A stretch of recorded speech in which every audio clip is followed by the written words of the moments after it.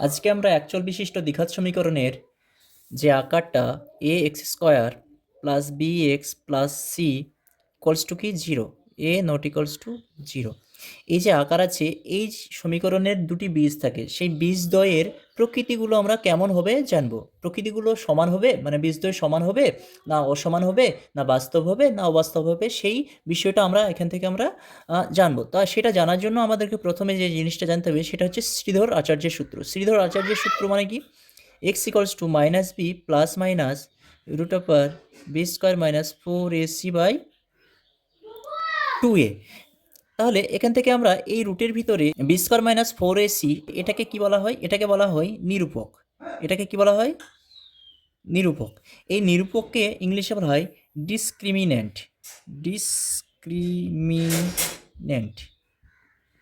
তো এই B square minus 4ac এটার উপরে নির্ভর করে ওই বীজদ্বয়ের প্রকৃতিগুলো কেমন হবে। 1 নম্বর, যদি বি স্কোয়ার মাইনাস 4ac এর মানটা যদি পুরোটাই জিরো হয়, তাহলে আমরা বলতে পারি যে এক্সের যে দুটি মান পাবো সেই দুটি মান, এক্সের মান দুটি কেমন হবে? সমান হবে। সমান ও বাস্তব। বাস্তব মানে কি? একটা সাধারণ ভ্যালু পাবো আমরা একটা। 2 নম্বর, বি স্কোয়ার মাইনাস 4ac যদি গ্রেটার দেন জিরো হয়, মানে এর মানটা যদি পজিটিভ হয়, তাহলে কি পাবো আমরা?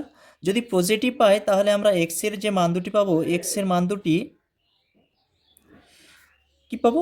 অসমান পাবো। অসমান পাবো, কিন্তু বাস্তব হবে। বাস্তব ও অসমান পাবো, এই জিনিসটা। ঠিক আছে, তাহলে আমরা কি বললাম যে b square minus 4ac greater than zero হলে এক্সের যে দুটি মান পাবো সেই দুটি অবশ্যই কি হবে? বাস্তব হবে, কিন্তু অসমান হবে। অসমান হওয়ার মানে কি? এটা যদি আমরা পজিটিভ ভ্যালু পাই তাহলে এর সাথে যোগ বিয়োগ করে আমরা 2 দিয়ে বা যে কোনো সংখ্যা দিয়ে যদি ভাগ করি, সেই সংখ্যাটা কি সমান হবে না। এটা একদম কনফার্ম, সমান হবে না।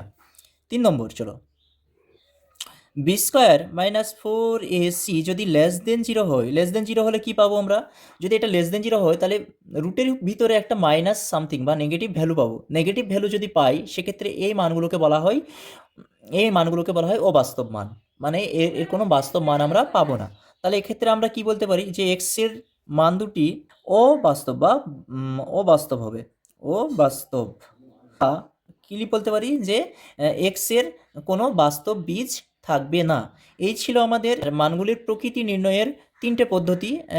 সে যে পদ্ধতিগুলো আমরা অবলম্বন করে যে কোনো দ্বিঘাত সমীকরণের বীজদ্বয়ের মানের প্রকৃতিগুলো আমরা জানতে পারি।